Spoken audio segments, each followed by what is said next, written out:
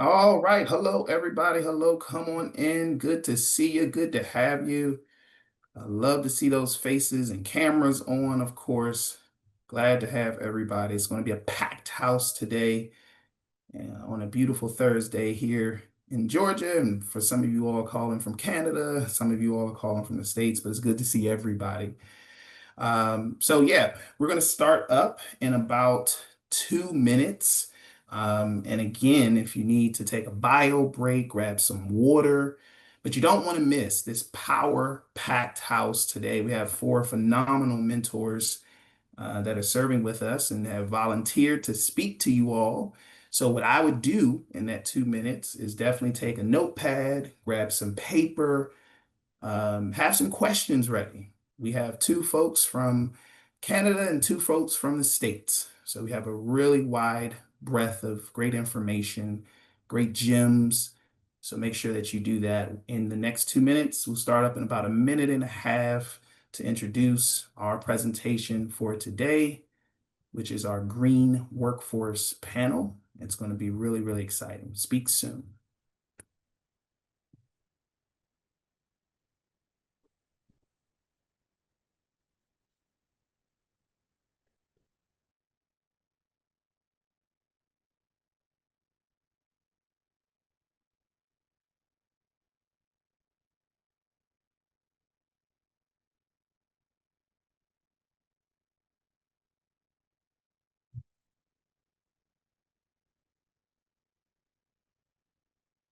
Right, we got about 40 seconds left, just letting a few more folks. We're already at 28 people.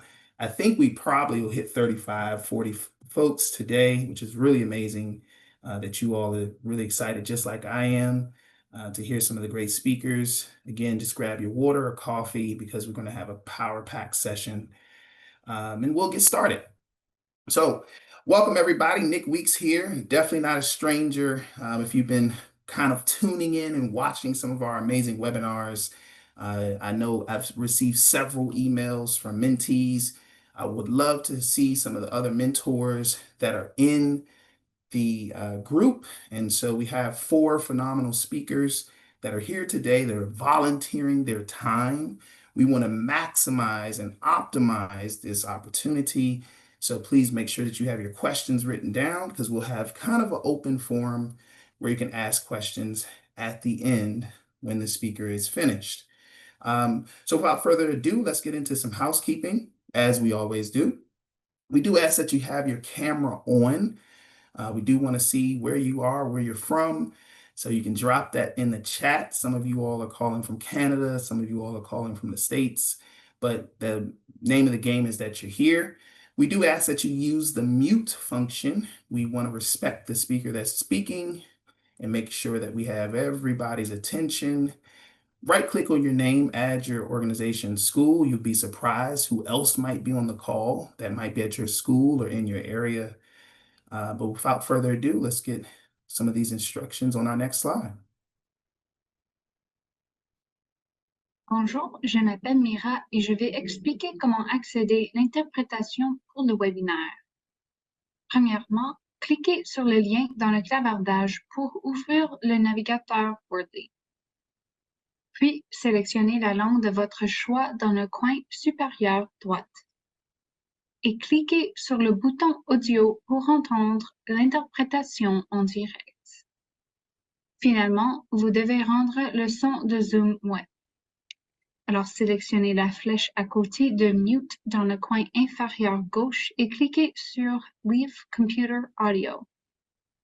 Et je veux aussi signaler que si vous voulez poser une question, vous devrez l'écrire dans le clavardage ou rejoindre l'audio de l'ordinateur sur Zoom. Merci. Excellent. Bonjour. And here at SFI, we always respect culture. And currently I'm on the Georgia tribe of the Eastern Cherokee, the Chickasaw, and the Cree territory. I think it's really amazing that a company acknowledges and respects the rights of those that came before us. And I am very big on that we always show that acknowledgement. We have a phenomenal team that works here. Many of you all have taken some of my advice, reached out, connected with some of our leadership and some of our folks that work here, whether it's in Canada or whether it's in the States. We work collaboratively to make sure that you all have great opportunities as well as amazing education and information to move your career in this direction. So again, if you haven't reached out to our team, we're always willing to help you. And there's many hands that make light work here at SFI. Today, we have a really great outline of our session. I'll be introducing our speakers. Again, we have four amazing speakers that will have 7 minutes to give some remarks about how they got into the career, some of the great things that they've done. We've measured out the time because we do want to respect their time and respect your time. So again, if you want to write down your questions, we will have an open forum after they speak where you can ask one or two questions that are burning desire. Now, what if you don't get to answer or ask those questions or your question answered? Well, what I would suggest you do is connect with them. They are on LinkedIn so that you can get your question answered. All of them are very humble. They've been very supportive of our program. And they love to see when those young mentees are, again, reaching out and engaged with what they have to say. After our presentation, where I'll kind of introduce our speakers, we'll again just go through just a couple questions to wrap up and then some final remarks.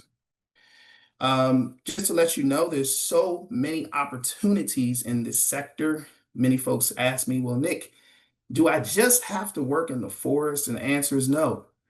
There are so many opportunities, whether you work administratively, you work directly in the forest, maybe you work with biodiversity or forest management or bioproducts or sustainability. But again, there's so many different directions you can go. And that's why we need speakers that can kind of give you their lived experiences to give you a little bit better expertise. So without further ado, we have, again, Chad Washington, who will be our first speaker. And then after Chad, we have Ashley Seeley, and then we'll go to Kevin Pridon, and then Ainsley Monroe. And again, I want you all to respect them, connect with them, make sure you ask some really great questions. They've been phenomenal in our program, supporting us up to today. And again, they'll have about 7 minutes. They're not going to give you everything in today's call. That's not the goal, but they will give you some really great tips and gems as they speak. So without further ado, Chad, come on up. Great. Thanks, Nick. I appreciate that introduction. That's quite complimentary. Hopefully I can live up to that. I guess I'll introduce myself, Chad Washington. My current role is Director of Forest Protection at the Oregon Forest Industries Council. We represent all What are of you doing here? Oregon's. What are you doing here? I'm presenting on my career pathway. I think that was an accidental unmute. Sorry about yeah, no problem. No problem. I was just kidding, actually. But so yeah, I was born and raised in Corvallis, and that's also where Oregon State University is. I had a little bit of a non-traditional introduction into forestry. I didn't go to college until I was about 28 years old. Prior to that, I was building houses and working in construction. Decided I wanted to go to college.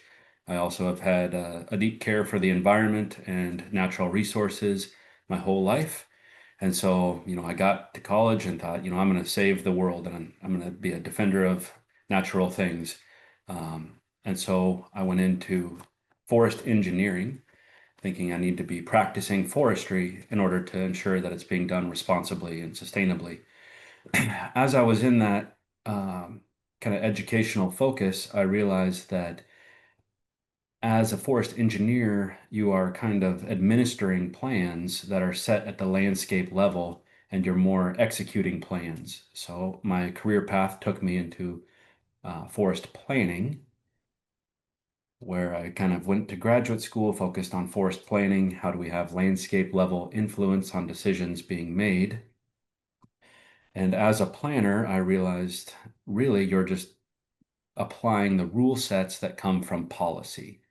And so if I wanted to have a real influence in how forestry is being practiced, ensuring the sustainability and protection of these natural resources, perhaps policy is the best place for me to be able to do that. So that's how I ended up where I am now as a director in policy. So what a day in the life of a policy director looks like at a trade association. I work to maintain Oregon's complete and coordinated wildfire suppression and response system. So that is collaboration between large industrial landowners, state agencies, and federal land managers. And everybody has a role to play. And it's a complicated way that we fund it and respond to wildfire. So I just try to make sure that everything is working and that there's proper communication between all the channels. I also engage with a variety of partners to address forest health concerns. So a lot of research collaboratives, nonprofits, federal land managers to address pathogen outbreaks or pest outbreaks, whether that's a pine beetle or sudden oak death. That's a pathogen common here in Oregon. I also work to provide state and local officials with credible information to inform their policy decisions. To be clear, I don't get to make those policy decisions for them as much as I would like to sometimes, but I do try to ensure that they're making their decisions with all the information available. Some of the skills that help me do the job are effective communication. And communication is a tricky one because we all have our preferred method of communication, whether that's just speaking, email, lots of ways to communicate. But one of the keys is to communicate with the person that you are trying to reach in the way that they prefer rather than the way that you prefer. And it's really easy to kind of slip into your communication style that you're comfortable with, but I would encourage you to try to figure out how they prefer to be communicated with and use that. Another key skill is to be able to absorb information quickly and pull out relevant. I guess most of it is relevant, but to be able to pull out the key pieces that could then inform policy or inform a discussion. So you have to be able to synthesize that scientific information, whether it's a new study or a white paper, and then distill it down to what are the key points that that's trying to make. Science is tricky, right? Because in the past, we've learned that some things that as an industry we were doing perhaps weren't the best thing from a sustainability perspective. But I assure you, they weren't being done intentionally to be unsustainable. They were being done because it's what we thought was the right thing at the time. And you can look back through our industry's history, and at any given point, you can say, hey, there's things that were being done that we now know can be done in a better way. And I would just say that that is guaranteed to be true today. We are doing things that we think are the right thing to do with integrity, but we also need to be willing that if science shows us there are other ways to do the same thing or new things that need to be done, when you're managing natural resources, you have to do so from a place of humility and understanding that we are likely going to be presented with new information. So how do we absorb that science and then integrate that into policy? So that's a key skill, is to have that humility and effective communication. I'm going pretty fast, Nick. How are we doing on time? We got about a couple minutes. We're actually doing pretty Great. well. Great. So some tips for job seekers: practice public speaking. It is terrifying. It is not fun. Nobody likes to do it. And if they say they do, they're probably lying. But it does get easier the more you do it. So force yourself into those uncomfortable positions, whether it's a Toastmasters or just being one to volunteer at your university to speak on behalf of your group in a group exercise. The more you speak in a public setting, the more comfortable you will get. And it's okay to be nervous. Most people are. Even preparing for this call, I communicate professionally. I still feel butterflies because I want to do a good job, right? So it's okay to feel that, embrace it, and just dive in anyway.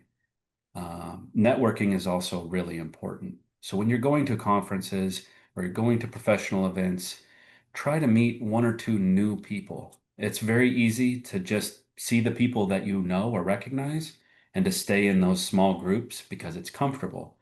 But if you're going to expand your network, you need to get out of your comfort zone, Say hi to some new people, introduce yourself, ask what they're doing. People like to talk about themselves. So you should try to avoid that, and you should try to also give other people the opportunity to do so. Ask them what their interests are. What are they working on? How can what you're doing support what they're doing? And then last, I would say it's just important to get involved. Volunteer for things. That's how opportunities come to you, ones that you may not have ever expected. So just volunteer, get involved. And I think that's kind of where I'll leave that for tips for job seekers. Excellent. Thank you so much, Chad. Just really, really great tips and what a career. We're going to open the floor up. I'm going to take 2 questions. You have about 30 seconds to ask your question. You can come off mute. We'll take 2 people. If you do have any questions, please ask now, and then we'll move to our next speaker. Let me just check the chat. So I know some folks are dropping some things in the chat.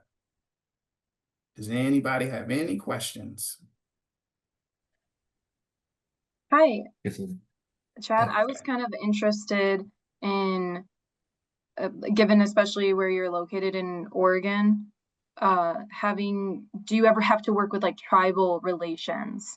Because you kind of touched on how it's important to communicate with people, kind of starting where they're at. And I feel like that is extremely relevant with tribal organizations, especially given past damage with interacting with maybe government agencies. Yeah, we work with tribal organizations often. There's 9 federally recognized tribes here in Oregon. We work with them on fire policy. And back to communication, it's important to know how to communicate and at what level of governance you're communicating. I work on behalf of landowners, so we are not in government to government communication because we are not a government entity. But it is important to know at what level of their organization they would like to be communicated with. And it's probably not the tribal council. It may be, but it's important to recognize at what level do they want to see the communication happen? Is it field forester to field forester? So that's a tip there. And second is when I worked on the North Coast, I did enter into memorandums of understanding with tribes to restore some traditional rights and access for gathering first foods, as well as some kind of permissions for hunting. They were not federally recognized, but when you're working for a private company, you don't have to just interact with federally recognized tribes. You are also private and not bound by kind of the government set of rules. So we thought it was the right thing to do, and we chose to enter into MOUs with those non-federally recognized tribes. It paid dividends. I learned a lot, and we were also able to provide benefit to the tribe. Excellent. And again, thank you so much for sharing, Chad. We would take a second question, but we want to stay on time track. So guess what? If you want to connect with Chad, he is on LinkedIn. And Chad, feel free to leave your information, maybe email for folks who want to ask more questions so that they can get those questions answered. But we thank you again. All Yeah, right. you bet. I'll put my email in the chat. Thank you. Absolutely. Absolutely. Our next panelist is Ashley. She's calling us from Colorado State Forest Service. Ashley, welcome.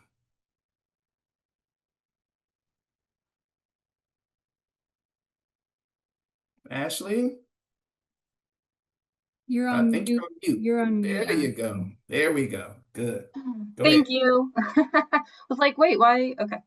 Hi, I'm Ashley Seeley. I'm a forester with Colorado State Forest Service. And yeah, I'm going to be talking to you today a little bit about kind of my career path into forestry. All right, so to kind of start it out, I am not, I would say, from a forested area. So to me, forestry was not the first career path I ever thought of. So I'm from like a small town in Oregon, Ohio, not Oregon, the state, but Oregon, pronounced that way. And so I'm more from like the Great Lakes region of the United States. And this land is more historically like swamp and farmland. So again, not really thinking trees when I was first thinking about careers and what I wanted to do with my career and professional life.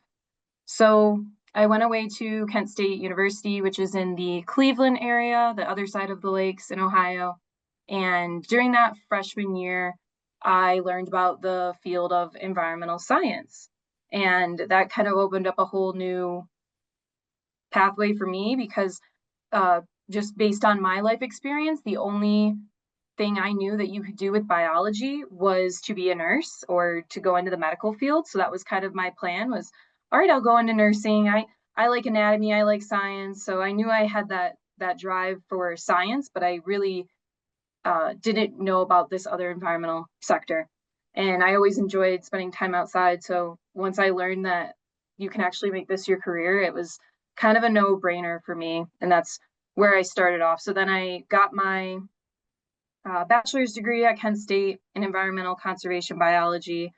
And my first job was as an environmental educator with the Conservancy for Cuyahoga Valley National Park, which is a national park located, again, in the Cleveland area, Cleveland to Akron area.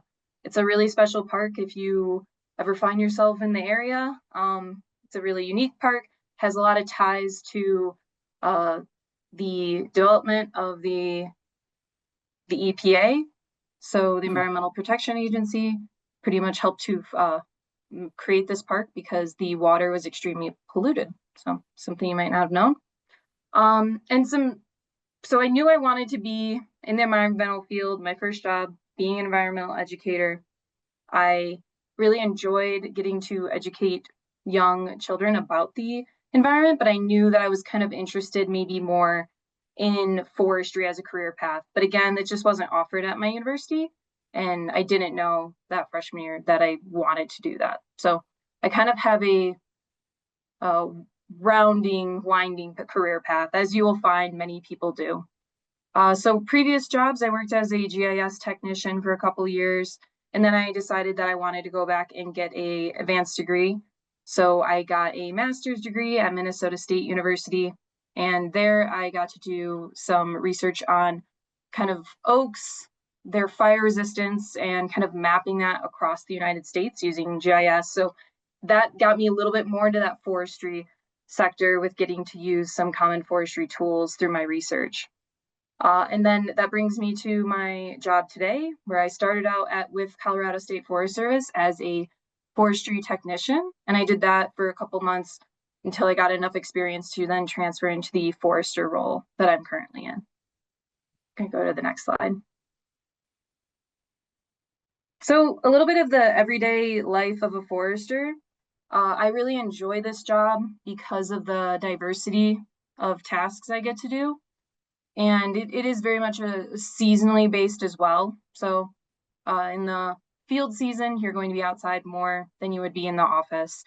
But I get to do some office and admin work that might be looking like just data entry. So I actually have some tickets on my desk right now to log the loggers' activity to make sure they're,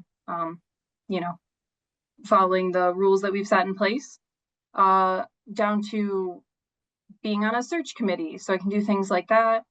I also do a lot of outreach and communication, which I enjoy. Given my past as an environmental educator, I get to go out and interact with the public, do presentations at, I've gone to the Colorado State Fair, or just going to our local library and giving a presentation about how to make your home more fire adapted, like looking at the home ignition zone. So, or I might go out and do insect and disease evaluations on people's properties. So it's a lot of various tasks that I get to do through my work, but a large amount of it is being out in the field and getting to do some forestry work. So that can be through writing management plans for landowners and actually having to go out and survey their properties to see what species we're working with, conducting wildfire protection plans for communities or fire-wise plans for communities. These are just different community programs set in place to allow residents to fire mitigate their communities they live in. And I work closely with contractors as well, making sure that they are following, again, the contract to the specifications that we have set and setting up boundaries and making sure they're taking the trees that we've agreed on. You can go to the next one.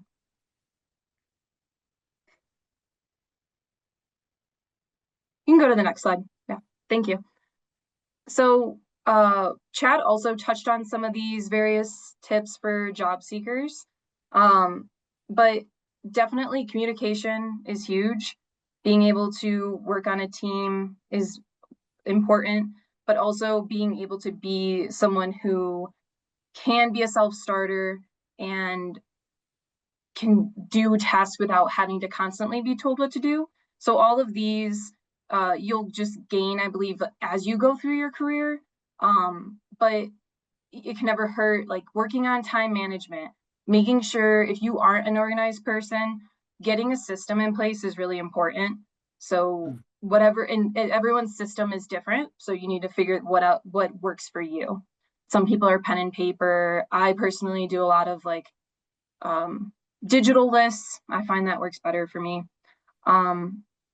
And then as far as technical skills, again, this is more related to the forestry sector, but I would say anything in the realm of knowing plant IDs, tree IDing, insect and disease ID, remote sensing is really important. If you're still in school or still like early career, I always highly advise like taking a GIS course because it can be the difference between getting a job or not. Knowing how to work some of those basic forestry tools is important. Even just being able to say you've used one, it can go a long way in getting hired. And then specifically again to forestry, having experience utilizing like a UTV or four-wheel vehicles or have operated a chainsaw before is also some important technical skills that can make you stand apart from someone else. And then just really, you just got to put yourself out there. It's uncomfortable, and no one likes having to put themselves out there. It's uncomfortable for all of us. But I really do think that is what sets you apart, is being someone who, be the person, introduce yourself, go up to someone that you don't know and say, hi, my name's Ashley, and this is what I do, and have your little pitch of what you do or what you want to do, and then ask them about themselves. So that's kind of my recommendation, is get uncomfortable and just keep talking to people, because you never know where that could lead you. And then I did also have a job board that I like to use that I can also put in the chat. But Awesome. that's about Thank it. you so much. Ashley, very, very in-depth. Again, you keep hearing the keyword networking. Again, please be sure that you reach out to Chad and Ashley so that you all can be connected to really getting more in depth with what you want to do. And Ashley, we'll take one question from the audience. So if you do have a question from the audience, now is your time. We do ask that you just take yourself off mute. Go ahead. Is that somebody? Is that Camilo? Camilo, is that you? Okay. Hello? Hello? Sorry, I'm having some issues with my microphone. Oh, no worries. Yeah, Go ahead. Did you have a question for Ashley? Yeah. I just wanted to ask Ashley, when she was looking for her masters, what kind of professors or ideas were you looking for, something specific? And what would you recommend to someone that is trying to get into a master's to get what to look for? And just like search for someone to guide you on. Camilla, I'm not sure. I heard a little bit of that. It was kind of a question of like, how do you think about going to get your master's, and how do you go about picking a professor to work with? I think that was the gist of the question. Okay. I think one of the most important things when you're looking to get your master's, well, first, my personal professional opinion is never pay to get your master's degree. You can get it paid for. Obviously, everyone's in, different financial situations, but I would say if you can avoid paying, that is key. So making sure they have funding for you is really big, and that was important for me. and I really put a high emphasis on the specific professor. I wasn't as concerned about a school or I mean, I had a general research idea. I knew I wanted to research trees. So knowing kind of like what you want to research is important, but I put a lot of emphasis on the relationship with the professor. So I made sure to have quite a few calls with my advisor before I committed to make sure that we were a good fit for each other, because it's 2+ years of your life, and if you can't work with that person, it's going to make it a really long 2 years. So I wanted to make sure I had a really like compassionate and understanding person who I'm working with, because I've heard maybe some not great stories about advisors, and yeah, so that was important. I believe the job board that I was going to link, I think they also do include different like professors who are accepting master's students. I believe they also put that on that website, but if not, I will try and find that, because I know I used a website to help look for open positions. Excellent. Excellent. Thank you again, Camilo and Ashley, for that. So again, Ashley is going to leave her information in the chat. So if you have more questions, you want to follow up, you want to add her on LinkedIn, please do so. All right. Thank you, Ashley. Kevin is our next speaker, and he's going to tell us a little bit about what he does. Awesome. Thanks, Nick. No Yeah, my name is Kevin Predden. I'm a forester. I work for Dufferin County, which is an upper tier municipality, just an hour or so north of Toronto. You can pop to the next slide. We often don't get to work we often don't learn in the moment. It's only through reflection that we truly gain an understanding of how or why things may have happened. That is what I went through when I made this slide. And it illustrates my very non-linear path from high school until now, which is approximately a 30-year time span. Yeah, I'm pretty old.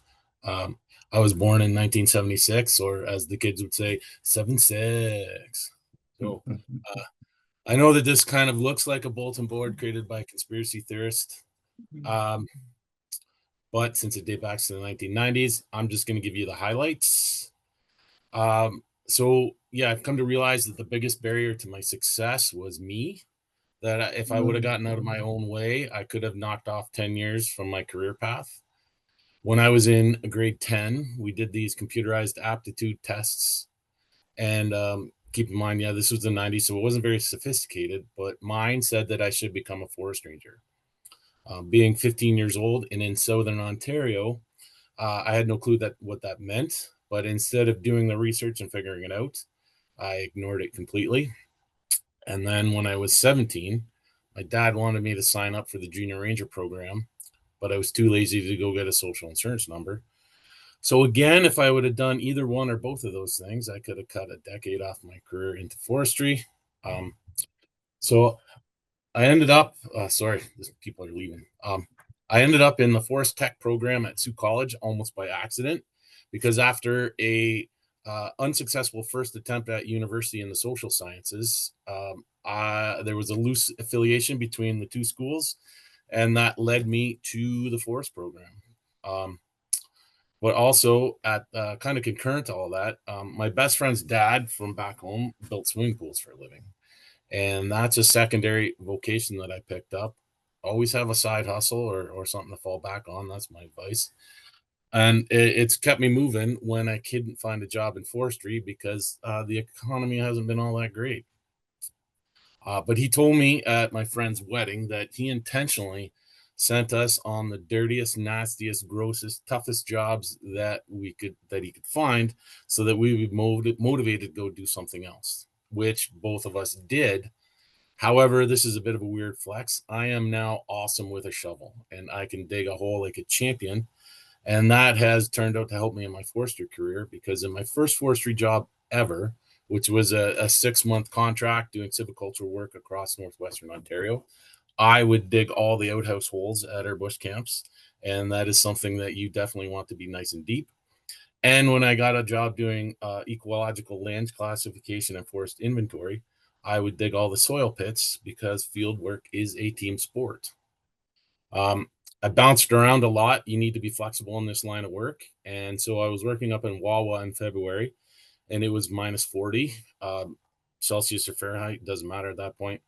And that's what motivated me to go back to school to earn my degree in forestry and get my RPF designation.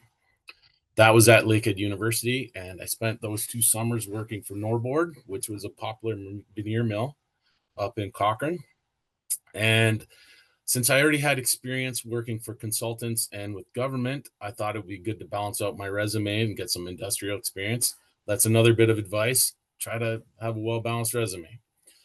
When I finished university, I got an internship with the Ministry of Natural Resources, another government job, but that only lasted 18 months. And like I said, things were pretty bleak at that time. So I attempted to enroll in the Canadian Navy, but they didn't want me. And the wheels were falling off the relationship that I had been in. So I became single, unemployed, and homeless all at the same time. So I spent that summer working remotely up in northwestern Ontario, doing fly-in work, working in camps, and crashing on my friends' couches on days off. And that's when an awesome opportunity came up with a consulting company in Alberta. So I packed up my truck and moved out west because that wasn't an option for me when I wasn't single. I lived in Alberta for almost 4 years, which is a crazy coincidence because, well, no, I don't say coincidence, but I went back to school because I didn't want to work in minus 40, and out in Alberta, I ended up working in, it was minus 50. So while I was there, I worked for an awesome consulting company, Woodlands North. Highly recommend if you're looking for entry-level work experience. That's a place to get it. But while I was out there, a former classmate and co-worker came out there and worked at the same company, and we ended up sharing an apartment. And she did a little bit of a matchmaker thing. There was a former co-worker that she always knew I had a thing for, and that's how I ended up in a cross-Canada relationship with the girl of my dreams, and that's what brought me back to Ontario. So yeah, your relationship status can also be directly affected by your employment status, and that's where I ended up back in building swimming pools at age 38. And if you ever heard that expression, I'm too old for this stuff, that's definitely what I was doing. So then I ended up getting a job as a municipal forester for another job for a different municipality. I was there almost 10 years. I don't have time to get into it, but I got forced out of that job. Always remember, forestry isn't about trees, it's about people. That was something I learned early on, but forgot about from my first mentor. And that's something you always got to remember. So if you want to change slides there, Nick, Yep. things in my job, day in my life, community engagement is a big thing. The properties that I manage is about 1,000 hectares. There is a lot of recreational use in there. And that's, again, forestry is not about trees, it's about people. I really believe in the sustainable resource management values of trying to balance ecological, economic, and social values equally. And that is often a difficult task. I am a bureaucrat, so there's obviously a lot of administrative and manager responsibilities that come with my job. A lot of problems, a lot of problem solvings. Sorry. And then, of course, my predecessor, she had this job for 30 years and is a wonderful human being, but she referred to herself as the highest paid garbage picker in the county because, as you know, people often treat public places as dumping grounds. You can change to the next slide there, please, Nick. So as some advice with the soft skills, be flexible, punctual, show initiative, volunteer for the tough tasks, learn to embrace the suck, and don't be a complainer. You don't necessarily have to know how to do everything. In an entry level job, they will train you how to do stuff, but you definitely just want to be somebody that's easy to work with, because working outside, working in remotely is tough, and you don't want to make it tougher. technical skills, there's never a disadvantage in knowing how to do something. And this is, you know, getting those skills will never work against you. And then skills to get employed. I've always believed that the resume is what gets you the interview gets you the job. And so if your resume is, you know, if your resume is well put together and neat and tidy, then that means you are neat and tidy. And if your resume is sloppy, well, that means you're sloppy. So it's a good reflection of you. And then have a banging resume, because that'll get you that'll get you the interview, and that's something that's not that hasn't worked against me, that's for sure. So that's about it. That's all I got. I'm a little over time, but Wow. there we Kevin, are.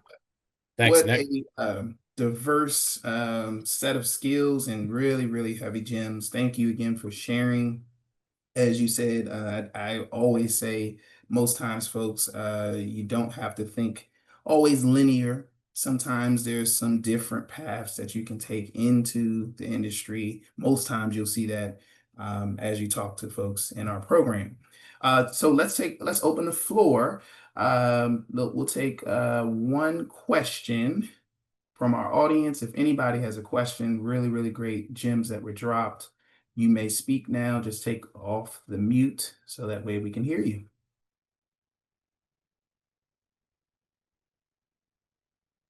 I'm gonna check the chat just to make sure. Okay. Nick, can we go back to a question in the chat from Samantha Chu about whether or not it's worth it to knock on doors for employers that aren't necessarily hiring, but that she would like to work for? I'll just answer that by saying it's absolutely worthwhile. Even if they're not looking at the time, they will then know who you are and know that you're interested. So it does not hurt to create those relationships, introduce yourself, and continue to follow up. Absolutely. Absolutely. And Don't if I can hesitate. echo that, sorry, if I can echo on what Chad just said there, consulting companies are often always hiring. And even if they don't have the job up on their website, I've got friends that own consulting companies, and if you've got the right talent, maybe they've got a job coming up down the line that you would be good for, or they're very fluid and dynamic organizations, and they don't pass up on opportunities. Often consultants will say yes to a job, to say, yeah, we can do that, and then they say, how can we do that? And you might be the answer to that question. Absolutely, absolutely. Great tips, great advice. So again, folks, make sure that you again follow up. I continue to say this. People reach out to me, say, "Hey, do you have any opportunities?" I'm like, "Well, yeah, I do." But again, you have folks that are in the field across the border. Kevin gave a great advice. Please reach out to him. He's going to leave his information in the chat so that way you can get connected. And again, some of these folks are in your area. So if I were you, what I would be doing is definitely setting up maybe a in-person coffee. Never hurts to ask. But again, the name of the game, as you've heard almost everyone say, is networking, making sure that you show up and take the initiative. So thank you again, Kevin, for that. All right, Ainsley, welcome. And this is our final speaker, and she's going to tell us a little bit about who she is. Thanks so much, Nick. Great to meet everyone. My name is Ainsley. My pronouns are she, her, and I work for the Trans-Canada Trail.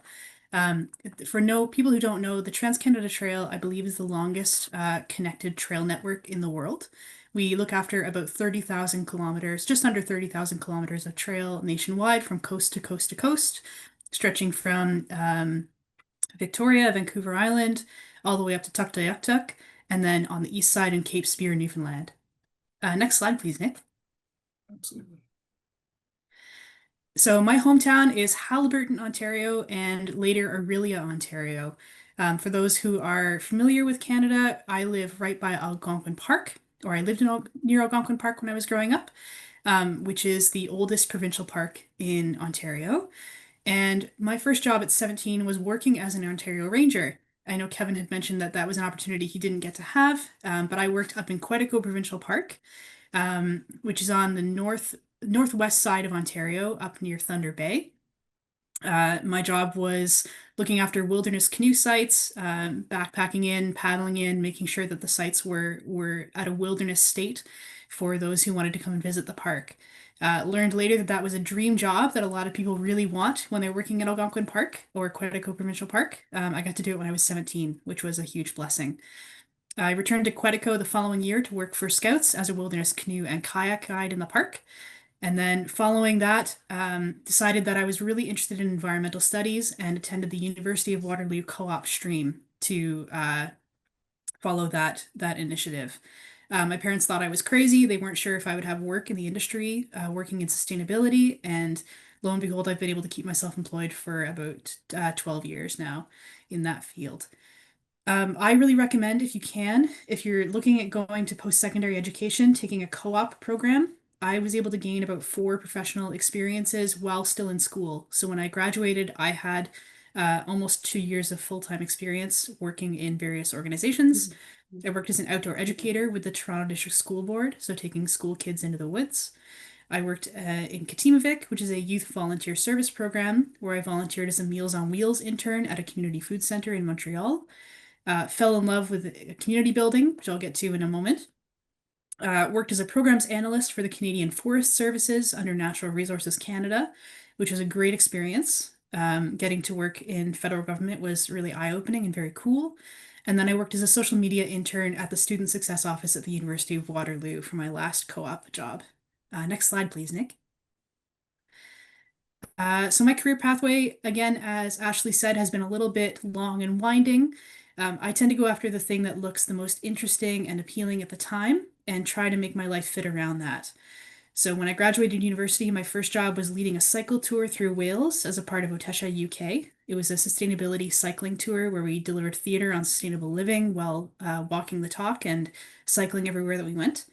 When I got home, I wanted to work for Mountain Equipment Co-op to get an experience of working for a cooperative business, as well as getting to know the people that are getting outdoors.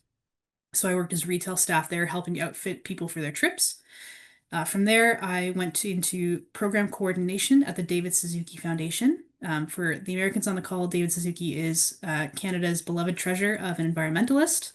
I got to handle sort of the ongoing program coordination for local programming that happened within the city of Toronto and beyond.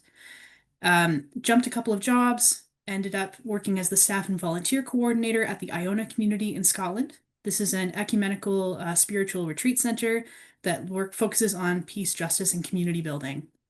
From there, I ended up as a creative coordinator at Curbside Cycle Toronto, which is a small family-owned business that is very well known across Canada for selling Dutch bikes, folding bikes, and cargo bikes. So not your traditional sport bike, but more of a city urban use bike.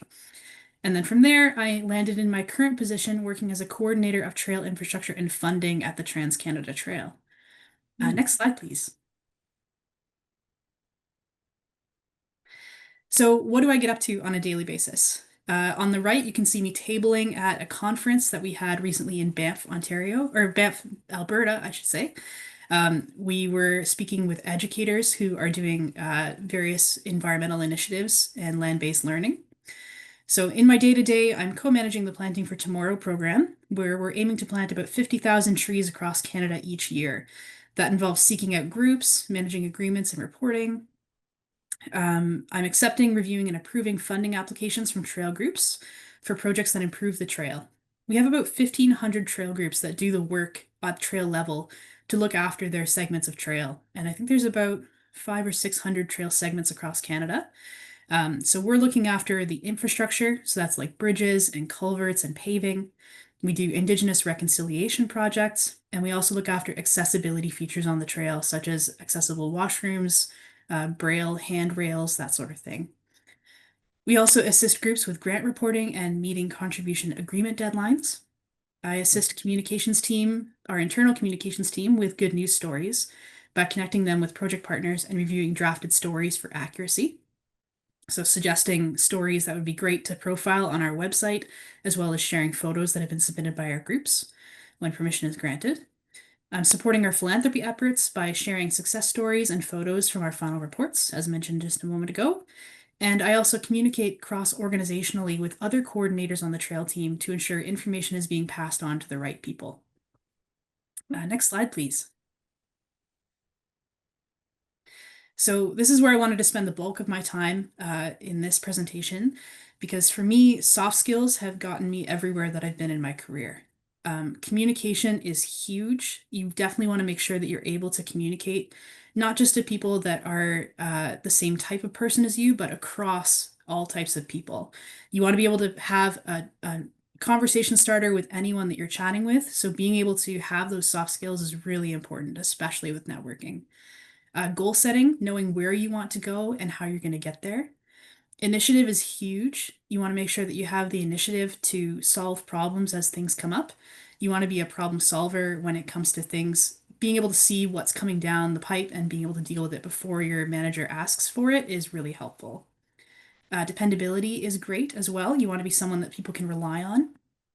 Teamwork, as Ashley and other presenters have mentioned, as well as conflict resolution. You definitely want to be someone in your career who is not afraid of a difficult conversation and can sort of engage with difficult conversations when they come up and be a solution-oriented person. Technical skills, if you want to work in the outdoors, having your wilderness first responder first aid is really helpful. It's beyond sort of your standard first aid. It's going to be how to, reset a dislocated shoulder or get someone out of a really bad bleed situation. Chainsaw certifications are always helpful if you wanted to work on trail or doing volunteering with trail. In nonprofits, like where I'm at, copywriting and grant writing is always really helpful. Being able to proofread a document quickly and effectively is great. And if you're working specifically with nonprofits, especially smaller ones, you wear a lot of hats. So grant writing is really important. Project management experience is also really helpful. That's gotten me into a lot of the community building jobs that I've done in the past. And I think that it's really, really valuable to have. So any experience you can get in project management is something worth highlighting on your resume. Skills to get employed. Having a cover letter goes a long way. Talking about how you connect with the company, how your values align, and how your skills align with what they need to get done is so valuable when you're applying for a position. Making connections in the industry and maintaining them is really important too. If you're going out and chatting with people on LinkedIn, maybe check in every couple of months and just let them know where you're at and ask what they're up to. It's one thing to make a connection, but you want to also make sure that you're looking after that connection and stewarding it. Having a website or a LinkedIn with a clear personal mission statement is really helpful. It's sort of like a calling card or an entry for people to understand who you are and what you're looking to do and what you're good at before they delve into everything else. If your personal mission statement is not aligned with who you are, then they might miss you or pass you over for someone else. And then being proactive in your company search. As I think Samantha just asked, making connections with companies that you want to work for in the future is really, really helpful. And I think that's it for me, Nick. Thanks so much. Ainsley, what a powerful presentation. Really, really, again, great gems that have been dropped. So again, if you have a question, it's about 4:52. And if you have a question, we'll take a couple minutes where we'll have an open forum. If you have a question for Ainsley, please ask now. Or if you have a question for the group, please ask. We'll take about 2 minutes for that. And Nick, I do see a question in the Q&A, and it could be open to any one of our foresters, but what is your favorite aspect of your career as a professional forester? That's a great question.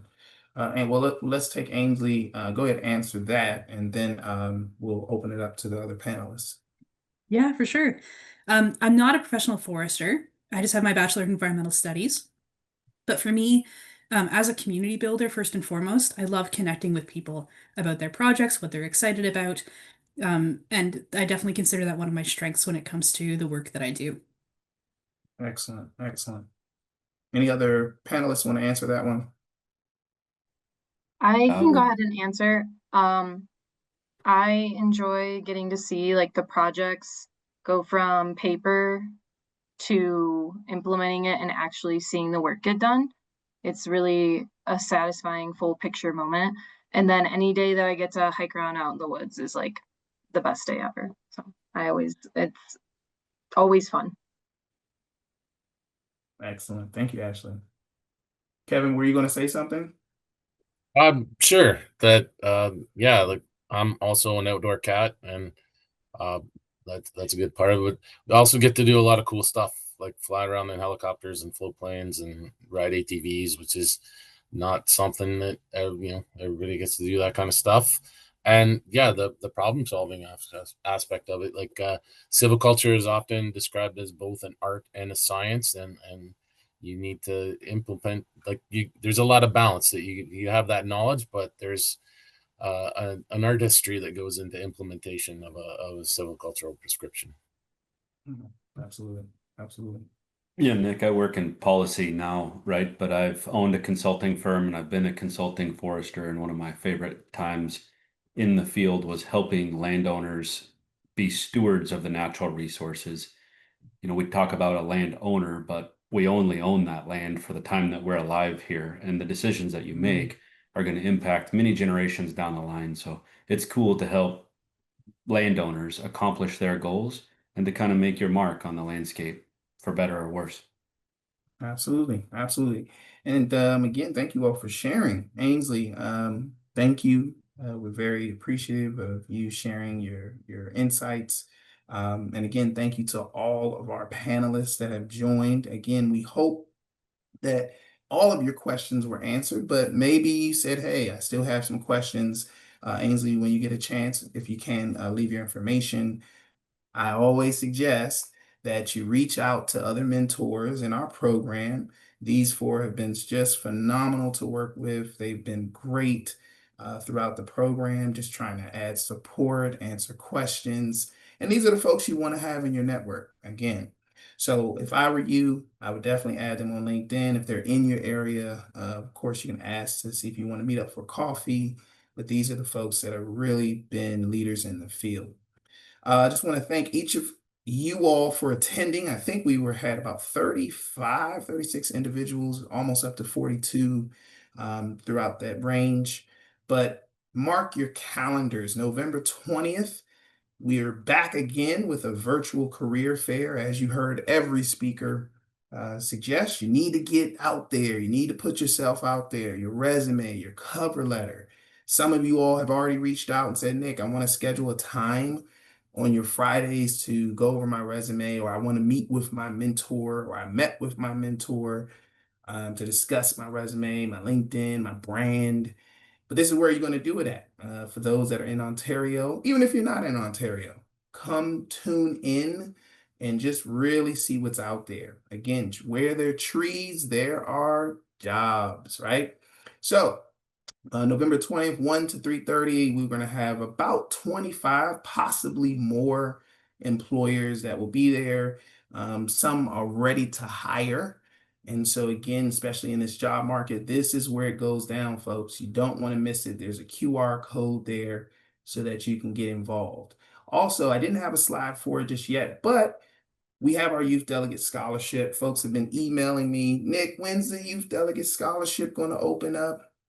We'll put it in the chat, but make sure or at least next year, we're going to have our 2026 delegates in Montreal. And so it's a really phenomenal time. I know Chad has been to some of our conferences, and it's just phenomenal to really see a lot of our young professionals there, as well as hundreds of participants that will be there for some really great information. You don't want to miss that. Again, we do take care of our young professionals in terms of their transportation, making sure that they get to the conference, their conference ticket, their lodging, unless you live in the area. But we make sure that you don't have any barriers to get to the conference and participate. So we definitely going to drop that link in the chat. If you haven't filled out your application, it's not too late.